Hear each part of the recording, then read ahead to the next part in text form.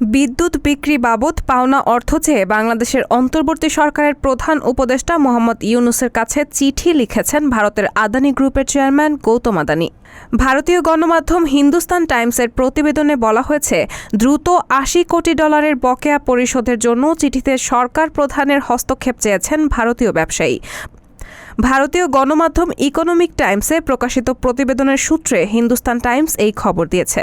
চিঠিতে গৌতম আদানি বলেন, আমরা যখন বাংলাদেশকে দেওয়া প্রতিশ্রুতি বজায় রাখছি, সেই সময়ে ঋণদাতারা আমাদের ওপর কঠোর হচ্ছে। বাংলাদেশে বিদ্যুৎ উন্নয়ন বোর্ডের কাছে থেকে আমরা যে $৮০ কোটি পাই, সেই অর্থ দ্রুত পরিশোধ করার জন্য হস্তক্ষেপ করতে আপনাকে অনুরোধ করছি। তিনি আরও বলেছেন, যেহেতু আমরা বিদ্যুৎ সরবরাহের ক্ষেত্রে আমাদের প্রতিশ্রুতি বজায় রেখেছি, তাই বকেয়া বিলগুলো নিয়মিত পরিশোধের জন্য অনুরোধ করতেই পারি।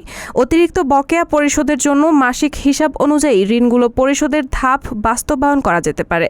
গৌতম আদানি বলেন, একটি আধুনিক বিদ্যুৎ কেন্দ্র ও প্রয়োজনীয় সঞ্চালন ব্যবস্থা তৈরি করতে আদানি পাওয়ার $200 কোটি বিনিয়োগ করেছে। আপনার দেশের জ্বালানি নিরাপত্তা ও অবকাঠামো উন্নয়নের প্রতি আমাদের প্রতিশ্রুতি পুনরায় ব্যক্ত করছি। এর আগে এমন খবর প্রকাশিত হয়েছিল যে বাংলাদেশে 8 থেকে 9 মাস ধরে বিদ্যুৎ সরবরাহ বাবদ আদানির $80 কোটি পাওনা হয়েছে। ঝাড়খণ্ডের গড্ডায় অবস্থিত 1600 মেগাওয়াটের একটি বিদ্যুৎ কেন্দ্র থেকে আদানি গোষ্ঠী বাংলাদেশে বিদ্যুৎ সরবরাহ করে। একটি নির্দিষ্ট সঞ্চালন লাইনের মাধ্যমে গত জুন থেকে বিদ্যুৎ সরবরাহ শুরু হয়। রায়হানা মুন, সবার কথা।